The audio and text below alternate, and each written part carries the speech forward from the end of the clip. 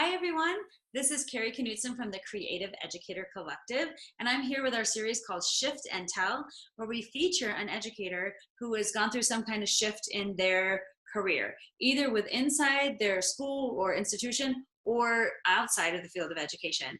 In this case, I'm talking to my good friend, Michael Gropper, and he has started his own company called Culinary Kitchen Adventures, and he is also a teacher. So I'm going to have Mike talk to us about the shifts that he made in his own career and tell us a little bit more about himself. Hi, Mike. Hi, how are you, Karen? Hi. Can you talk to us a little bit about your educational journey or your journey in the field of education, and then also how you decided to start your own business? Sure. So teaching is a second career for me. I'm a special education teacher in Denver, Colorado, and I love teaching. I love teaching in elementary school with kids. Prior to being a school teacher, I was a cook / chef, both as a civilian and in the military. And Mike, can you tell people how many chocolate chip cookies you can make at once? I think we could make about 37. 37 of it? Oh, when I was in the military? Yeah, in the military. Oh, I would cook up to about 2,000 portions, particularly just for chocolate chip cookies alone. So if you ever need a chocolate chip cookie, this guy is your man. I get 2,000, that's about it.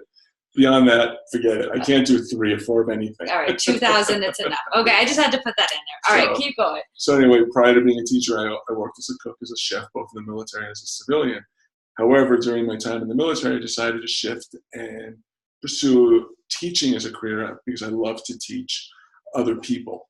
Though I did some in the military, that really sparked that love of teaching. Like I said, I'm teaching now for 15 years, special education.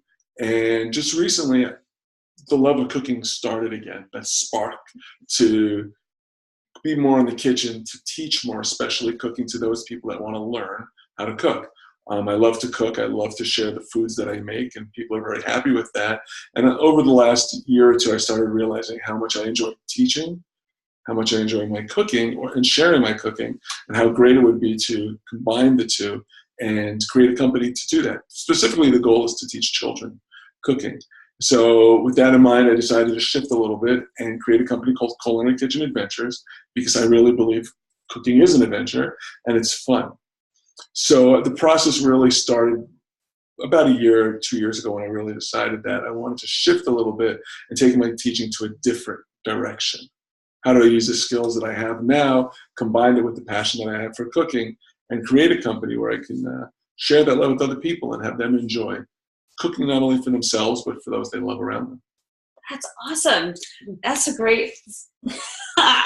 So here's my next question for you. Sure. So you're currently teaching, and then you're also doing your business. Yeah. How are you figuring out how to do both? Honestly, it's a struggle at times because I have my job, and that takes up most of my time.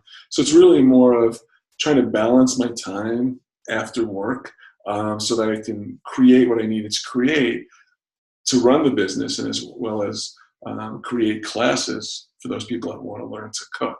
So it's really more of a juggling act, and not spreading myself out too thin, but just really managing my time and what I need to do.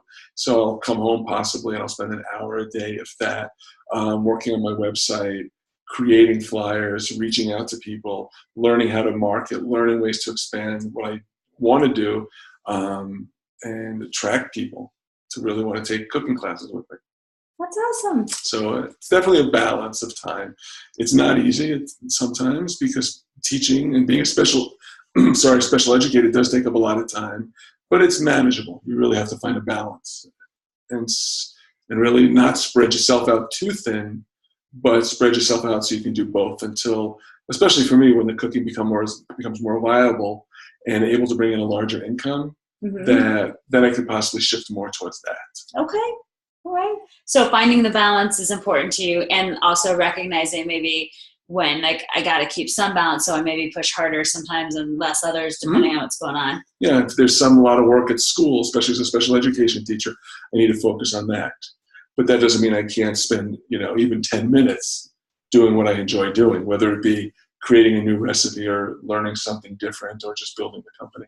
Yeah. And I think one great thing that Mike is speaking to is sometimes our passion projects can turn into businesses, and we can let our entrepreneur side or our edupreneur side come out, and dedicating even a small amount of time to those projects can have big results. Yeah. So thanks for sharing that. You're welcome. My last question for Mike is this. I want to know what you feel like advice you might have to other people thinking about their own businesses.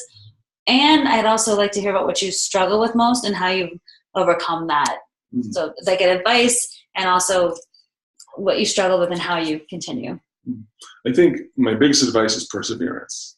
I think having a full-time education position or as a teacher, it gets difficult at times.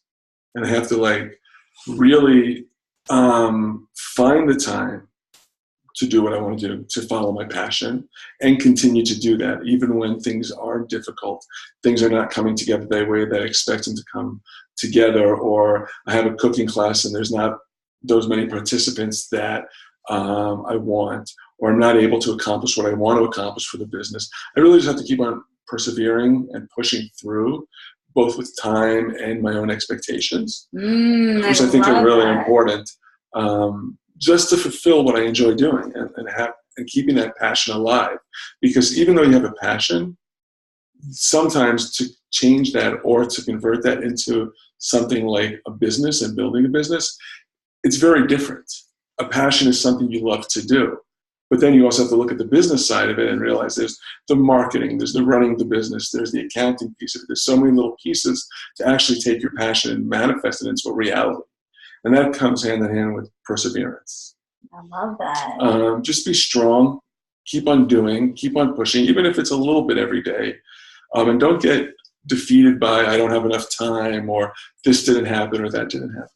I love that, because what I feel like you're talking about is our mindset, like your mindset towards that, but also your growth and opportunity to learn things and to feel like, okay, I'm going to persevere. I didn't quite get this what I wanted, but I'm going to persevere through it. Yeah. And a lot of what we're talking about in the Creative Educator Collective is mindset, skill set, and the values that you have to take your passion projects and monetize them into something that is truly a business, and that's viable. And doing that with other educators who understand the struggles of trying to do both and trying to be in the educational world and the business world, or trying to innovate in any way that they want to pursue their passions. I would definitely agree. So I want to thank Mike for being with us today. Is there any closing things you want to say? Yes. Okay. One thing I think is really important. No matter how difficult it seems at times, or no matter how you feel that you may be defeated in what you're trying to do, keep on pushing through. There's a lot of obstacles out there, not only obstacles from time or whatever it might be that's manifesting around you, but also your own internal obstacles, your own self-doubt as well. Can I do this? Can I make this happen? And I say you can. Once you overcome some of your own internal fears, your own obstacles that you've created from inside yourself, and start doing it, it becomes a lot easier. You start realizing that you are empowering yourself to create the reality you want to create, and create from your passion something that you can share with others. And when you create that from that passion, the reality that you create, that business that you create, really comes from a place of your own heart, your own love, and it becomes successful, because that's an expression of who you are. So if you have self-doubt, even within yourself, take the step forward and try. The only thing you have to lose is just what? That you tried? Yeah, that you tried. I think what you have to lose is your dream, or like you could try and fail, or you could try and succeed at some level, even if it's not what you think. And I think I love what you said about if you come from your heart and you try. I always think it is better to try and fail than to never try at all. And part of what we're doing in our community is bringing people together so you don't have to be alone in trying, and you can connect with other people. So thanks, Mike, for hanging out with me today. And I promise there'll probably be some cookies at the next Creative Educator Collective. 2,000 of them, please. Military style. We hope that you look up information on our website, which is www.creativeeducatorcollective.com, and that you'll join us for our event on October 13th and our online events where we'll be chatting with you and listen to more shift and tell stories from our expert educators and entrepreneurs. Thanks so much for joining me today. Again, I'm Carrie Knutson, and we'll see you next time. Bye.